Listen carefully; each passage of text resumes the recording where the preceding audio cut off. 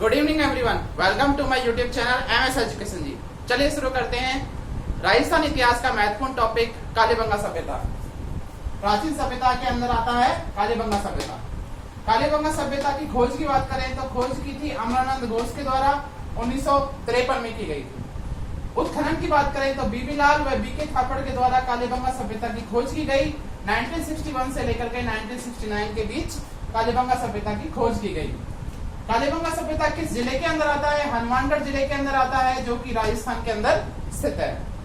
नदी की बात करें तो घग्गर नदी के बाएं तट पर कालीबंगा सभ्यता थी। कालीबंगा का शाब्दिक अर्थ की बात करें तो काले रंग की चूड़ियां होती है। काले रंग की चूड़ियां कालीबंगा का शाब्दिक अर्थ है। यह एक नगरीय सभ्यता थी। कालीबंगा एक नगरीय सभ्यता थी। कांस्य युगीन सभ्यता मानी जाती है। कालीबंगा एक कांस्य युगीन सभ्यता मानी जाती है। कालीबंगा देश का तीसरा सबसे बड़ा पुरातात्विक स्थल है। कालीबंगा देश का तीसरा सबसे बड़ा पुरातात्विक स्थल है। ठीक है। अन्य नाम कालीबंगा सभ्यता के अन्य नाम की बात करें तो दीनहीन बस्ती है। डॉक्टर दशरथ शर्मा ने सैंदव सभ्यता की तीसरी राजधानी की संज्ञा किसे दी है? कालीबंगा सभ्यता। ये बहुत ही इंपॉर्टेंट टॉपिक, इंपॉर्टेंट क्वेश्चन है, जो कि डॉक्टर दशरथ शर्मा ने सैंदव सभ्यता को तीसरी राजधानी की संज्ञा किसको दी है? कालीबंगा सभ्यता को दी है।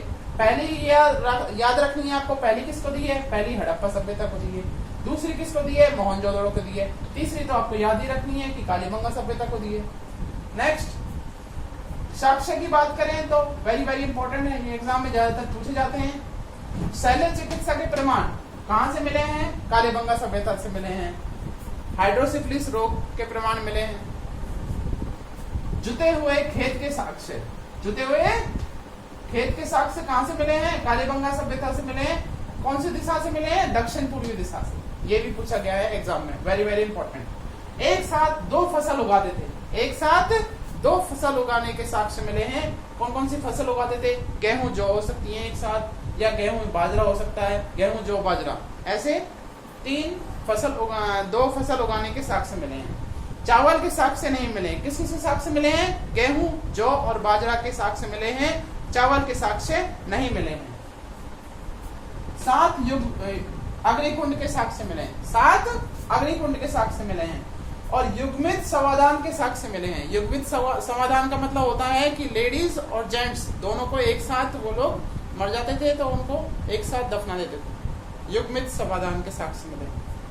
तो कब्रिस्तान के साक्ष्य मिलेंगे, युग्मित समाधान के साक्ष्य मिले। तो एक भागते हुए बैल की मृण मूर्ति मिली है। भागते हुए बैल की मृण मूर्ति मिली है।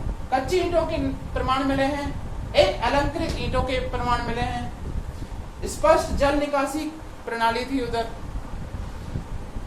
किससे पता चलता है कि स्पष्ट जल निकासी थी? लकड़ी की नालियों के प्रमाण मिले हैं। भूकंप के साक्ष्य मिले हैं। दोहरे जुते हुए खेत। अभी तो हम लोग एक ही तरह से खेत जोतते हैं, जैसे गांव में जोतते हैं ना। पहले ऐसे भी जोता करते थे और ऐसे भी जोता करते थे।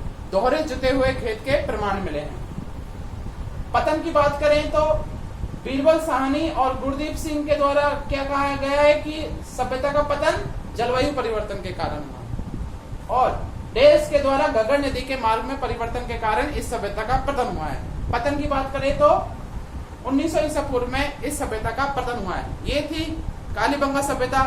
आई होप आपको पसंद आई होगी। वीडियो अच्छा लगा हो तो please like, share and subscribe करें। Thank you.